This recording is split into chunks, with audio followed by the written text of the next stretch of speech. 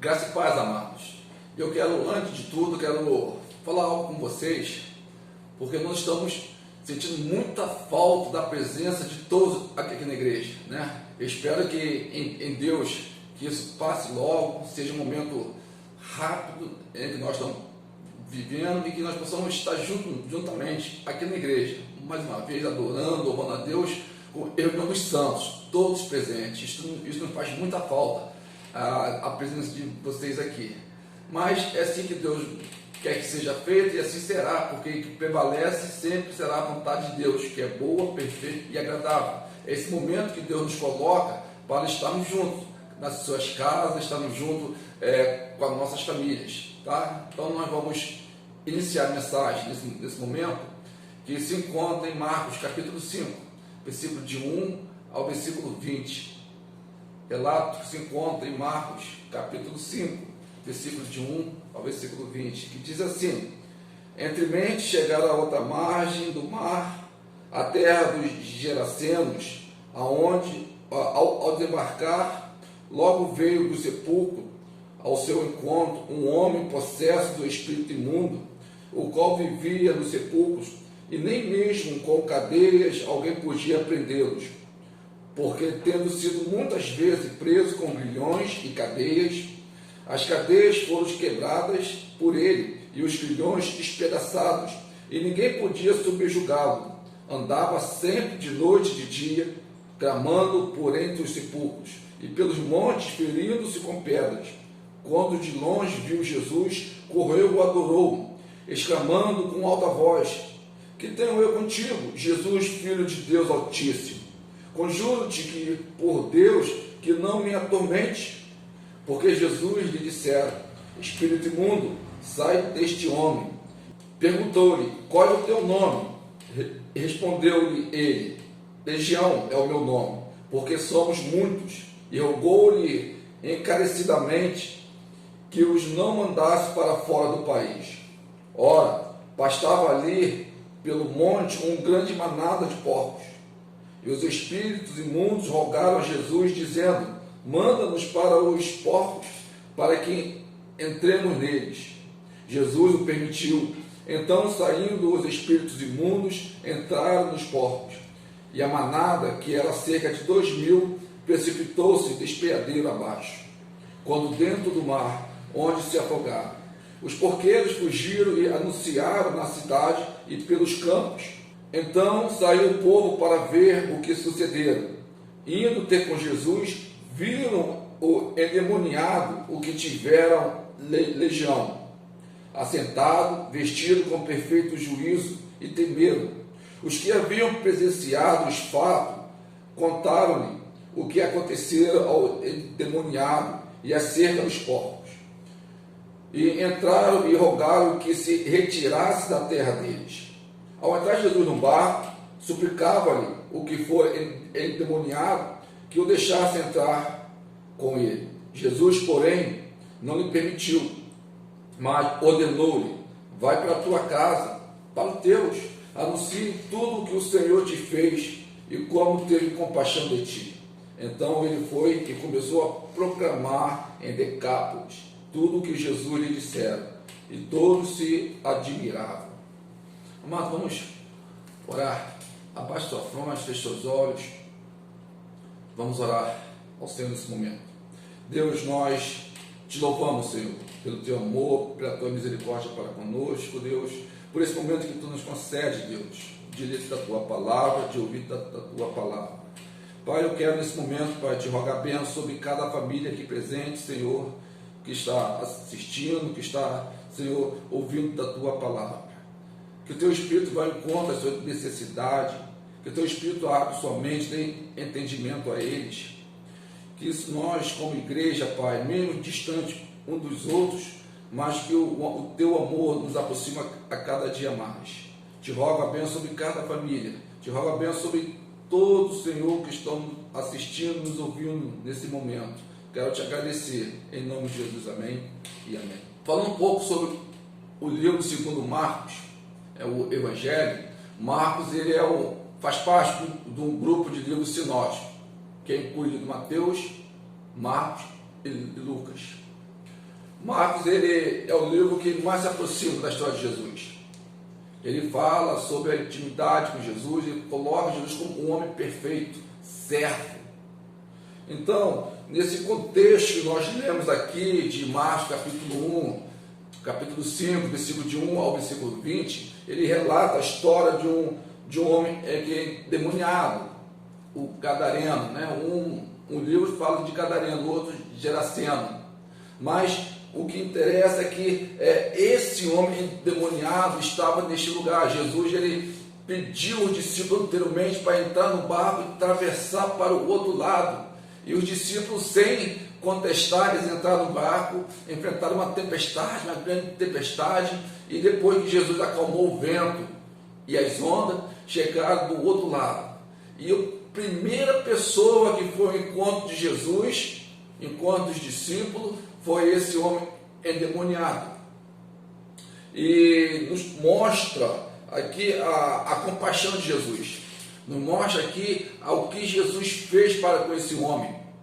E também vai nos mostrar também esse texto, qual o que o Satanás faz na vida do homem. E o que transforma o homem para a sociedade. Vamos analisar esse texto. Lembrando que, olhando para esse texto também da cura do endemoniado, ele faz parte de um grupo de mais 3 histórias, 3 fatos que ocorreram que estão ligados entre si. A história da travessia do mar, né, da tempestade, ele fez a tempestade, aí tem esse jovem endemoniado, depois tem a história da mulher de fluxo de sangue, e depois tem a história da filha de Jairo. Então, eles são ligados em uma só história, dizendo com o tema de autoridade de Jesus. Jesus tem toda autoridade. E nós vamos mostrar nesse capítulo 5, de 1 a 20, que Jesus tem autoridade até nos espíritos malignos. Nós vamos olhar esse texto e mostrar como é que é a vida de um homem sem Deus. Como é que é a vida do homem sem Jesus. No versículo de 1 a 3, a parte A, diz assim, acompanha aí na Bíblia, aí na sua Bíblia. Diz assim, entremente chegaram à outra margem do mar, a terra dos Gerasenos. Ao desembarcar, logo veio dos sepulcros ao encontro um homem possesso de espírito imundo, o qual vivia no sepulcro, e nem mesmo com cadeias alguém podia prendê-los. Então, do versículo 1 ao versículo 3, eu li o texto completo, mas até a parte A, no versículo ele vai dizer, entremente, isso depois que aconteceu aquele fato anterior, que é a travessia, que ele enfrentou aquela tempestade, ele chegou no outro lado, na margem do mar, ele chegou na terra dos Gerasenos, e ao desembarcar, logo veio do sepulcro, isto este homem endemoniado, ele saiu do sepulcro, saiu do cemitério, e foi ao encontro de Jesus. E o que Satanás faz na vida de um homem? Quando o homem se distancia de Deus, se afasta do Senhor, ele não anda nos caminhos de Deus, ele não anda na obediência da palavra de Deus, ele segue o seu caminho, e o caminho do homem sempre será a perdição. O caminho do homem sem Deus sempre será a perdição. Este homem estava num momento muito complicado de sua vida. Ele estava numa região imunda, era um território onde tinha os animais imundos, era um território onde ele estava numa região impura, que é cemitério, e também o espírito que estava nele era um espírito imundo também. O homem estava sendo arrastado para as impurezas espirituais. O homem estava totalmente condenado, corrompido. o que o inimigo da nossa alma faz é acabar com a vida do homem. A primeira coisa ele faz é separar o homem da sua família, separa o homem da sua sabedoria, da sua inteligência, deixa o homem totalmente afastado da presença de Deus. O espírito que estava naquele homem era um espírito imundo. Por isso que ele foi parar lá no cemitério, num lugar impuro, onde tinha pequenas grutas, onde era um ambiente adequado para que os demônios ali fizessem todo tipo de trabalho imundo em cima desse homem, corrompesse ele totalmente. E segundo Adolfo Paul, ele vai dizer que isso é um efeito que faz a separação de Deus e a esperança do Senhor. Quando o homem está totalmente corrompido, isso é a consequência do afastamento da presença de Deus. O homem está corrompido. É isso que relata lá em Isaías 59, versículo 2, que diz que mais a vossa iniquidade faz separação entre vós e o vosso Deus, e o vosso pecado encobre o seu rosto de vós, para que não vos ouça. Amado, quem pratica o pecado é escravo do pecado. Não, existem muitas pessoas hoje atormentadas, inquietas, desassossegadas, vivendo nas regiões sombrias da morte. Efésios capítulo 2, versículo 1, Paulo vai dizer que estávamos mortos nos nossos delitos e pecados. Olha, a pessoa sem Deus espiritualmente está morto em delito e pecado. Salmo 14 vai mostrar que o Senhor, olhando para a humanidade, não vê um justo sequer, não vê um que entenda Deus. As pessoas, quando vivem o pecado, estão completamente corrompidas diante do Senhor. Sendo corrompido pelo pecado, ele se afasta totalmente de todas as coisas. Fica sem família, sem liberdade. A sua liberdade acabou, porque ele agora é escravo do pecado. Quando o apóstolo Paulo se coloca como servo nas suas cartas, ele se coloca como escravo, mas escravo do Senhor. Ele quer dizer que escravo serve a todos, escravo sem vontade própria. A vontade do apóstolo Paulo, a vontade dele é a vontade de Deus, é sempre seguir a vontade de Deus. Mas quando nós falamos que o homem sem Deus ele é escravo de Satanás, ele está dizendo também que ele não tem vontade própria. A vontade é do seu Senhor, que o apóstolo Paulo vai falar lá em Efésios 2. Nós somos filhos da ira, nós somos filhos da potestade do ar, que agora atua nos filhos da desobediência. Então, amado, Satanás, ele vai sempre corromper os homens, ele vai sempre destruir família, ele vai sempre acabar com a dignidade do homem, porque quanto mais o homem for escravo dele, dependente dele, para ele é melhor. E o homem está totalmente cego diante do Senhor, não vai entender nada diante do Senhor. Mas também, o que o Satanás faz, e nos coloca no meio da sociedade, e o que nós somos para a sociedade, o que nós nos tornamos para a sociedade, que é o nosso segundo ponto, que está lá no versículo 3 e no versículo 4. Lê lá comigo. Versículo 3 e o versículo 4, que diz assim: o qual vivia nos sepulcros, e nem mesmo com cadeias alguém podia prendê-lo, porque tendo sido muitas vezes preso com grilhões e cadeias, as cadeias foram quebradas por ele, e os grilhões despedaçados, e ninguém podia subjugá-lo.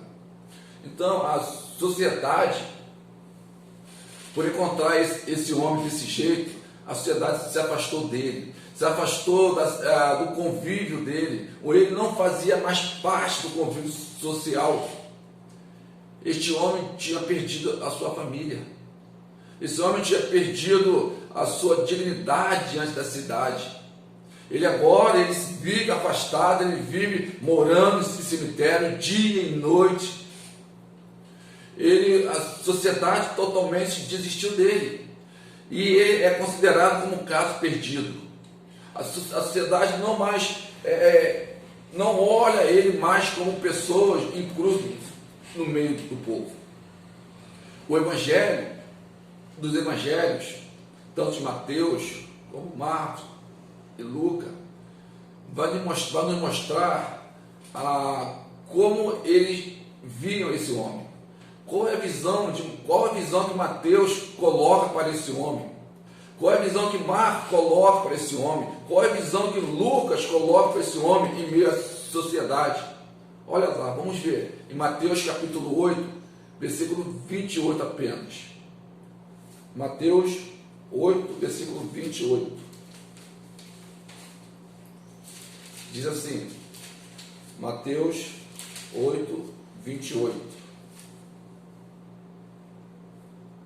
Diz assim: tendo ele chegado à outra margem, a terra dos Gadarenos, vieram ao encontro dois endemoniados, saindo dentre os sepulcros, e ao tal ponto furiosos, que ninguém podia passar por aquele caminho.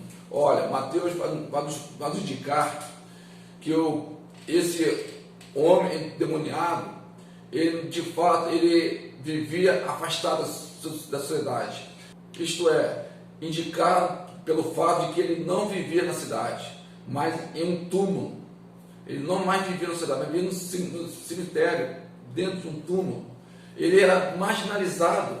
A sociedade não quer se misturar mais com ele. Isso é o Mateus, ele coloca uma visão da sociedade para com esse homem endemoniado. Ele era marginalizado em meio à sociedade. Agora, Marcos, capítulo 5, versículo 5, Marcos nos dá outra visão que a sociedade tem para com esse homem. Marcos 5, versículo 5 diz assim: andava sempre de noite e de dia, clamando entre os sepulcros e pelos montes, ferindo-se com pedra. Olha, Marcos aqui, ele enfatiza que este homem estava perturbado mentalmente. Ele andava sempre, de noite e de dia, gritando entre os sepulcros. Não havia descanso para a sua mente, nem para o seu corpo. A sua sanidade foi roubada. Ele era sem sanidade mental, ele vivia fora de si. Já Lucas, capítulo 8, versículo 27, também, Lucas vai nos mostrar a outra visão, a terceira visão que a sociedade tinha para com este homem. Lucas, capítulo 8, versículo 27, diz assim: logo ao desembarcar, veio da cidade ao seu encontro um homem possesso de demônios, que havia muito, não se vestia, nem habitava em casa alguma, porém vivia nos sepulcros. Olha, Lucas aqui nos mostra outra visão que a sociedade tinha deste homem. Lucas nos mostra que os demônios tornaram o gadareno deste homem. Ele não usava roupa, ele estava nu por muito tempo. É uma isso se chama destruição moral, imoralidade. Ele vivia uma vida imoral. E nós olhamos essa questão porque a pessoa sem Cristo, ele é totalmente guiado, conduzido pelo maligno. Ele se afasta da sociedade.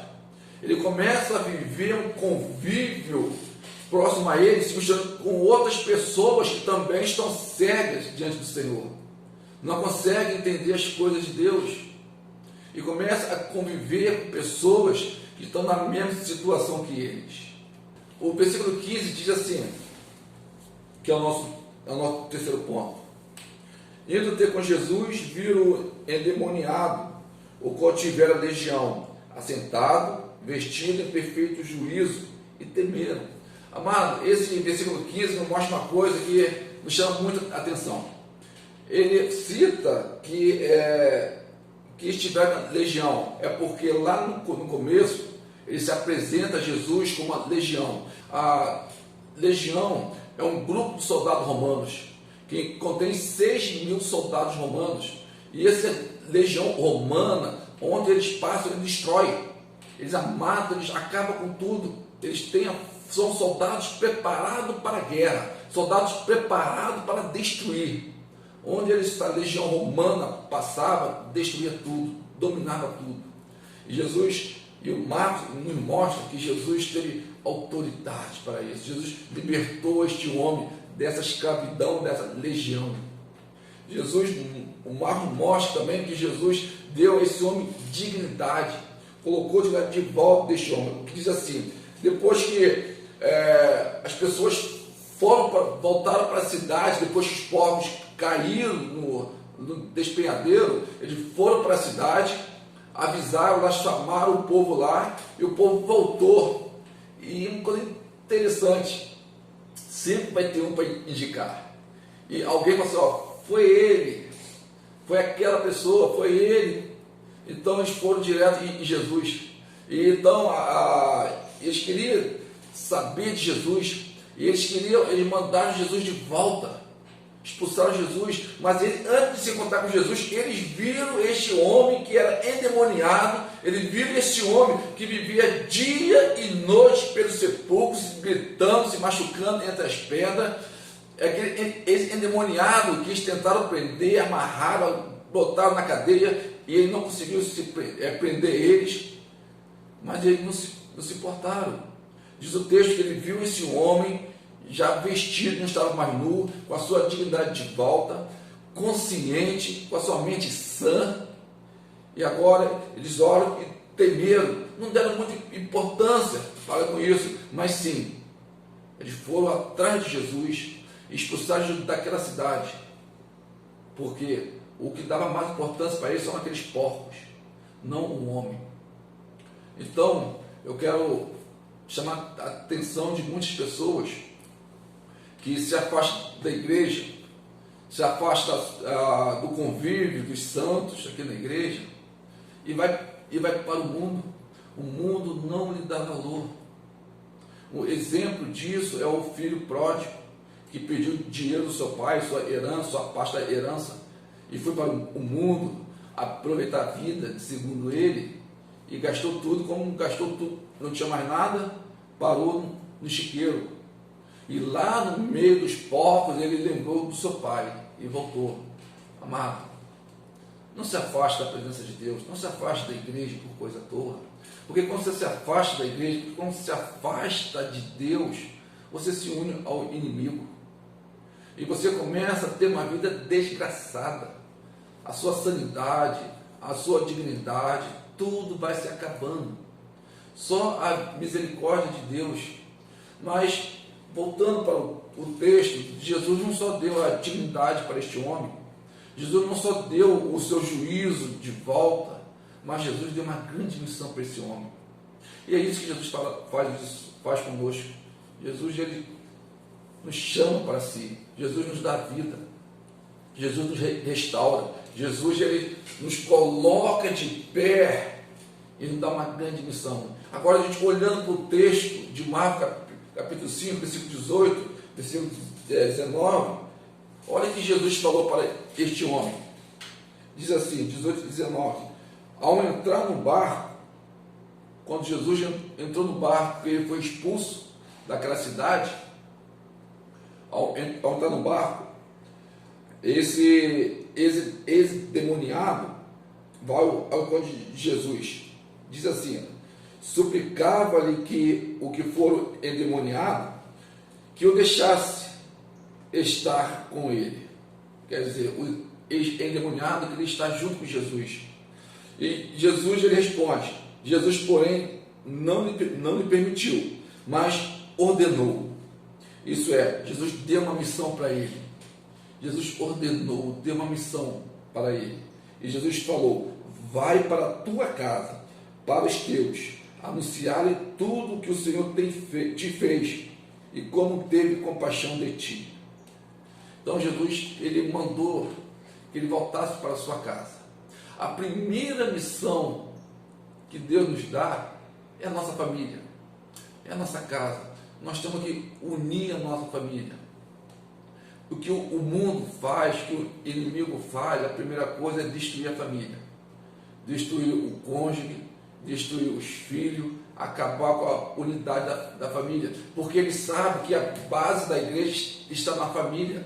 Uma família estruturada é uma igreja estruturada. Uma família sadia é uma igreja sadia. Uma família que ora é uma igreja com poder. Então nós devemos, a primeira coisa é falar, é trabalhar com a nossa família, é estar diante do Senhor com a nossa família. Nós temos que olhar esse momento que vivemos atualmente, onde estamos em nossas casas, e pregar a palavra constantemente, orar ao Senhor constantemente. Isso foi o que nós falamos pela manhã.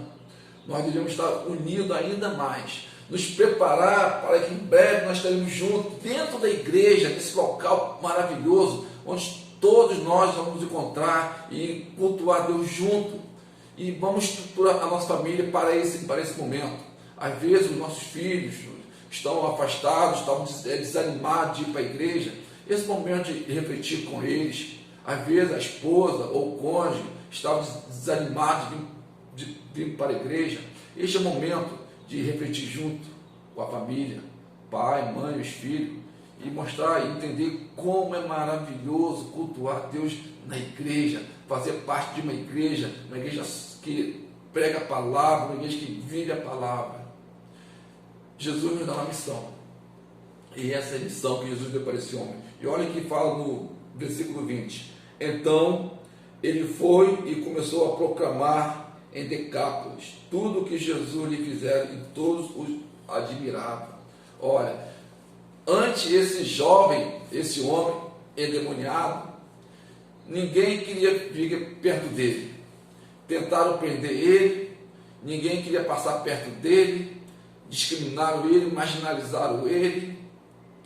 Agora, depois que Jesus deu dignidade, vestiu, deu sabedoria, deu juízo para esse homem, deu uma missão para este homem de voltar para sua casa. Mas só que quando uma pessoa é transformada por completo, ele não fica só em uma coisa, ele não ficou só na casa. Diz o texto que ele foi em Decápolis, em toda a cidade de Decápolis, falar de Jesus, falar do que Jesus fez na sua vida. Amado, eu quero concluir nesse momento mostrando que Marcos, capítulo 8 e versículo 9, mostra uma coisa interessante sobre isso, porque este homem, como eu falei, ele não só ficou na casa. Olha o que aconteceu em Marcos, capítulo 8, versículo 9. Olha o que aconteceu nessa cidade. Diz assim: eram cerca de 4.000 homens. Então Jesus os despediu. Diz o relato do capítulo 8, a parte que Jesus ele teve a multiplicação dos pães, a segunda multiplicação dos pães e peixes. Eram cerca de 4.000 homens, sem relatar mulheres e crianças. Lá em Decápolis, de novo, Jesus, da primeira visita, Jesus não saiu do margem do mar. Ele saiu, ele teve que desembarcar e embarcar novamente e voltar para onde veio.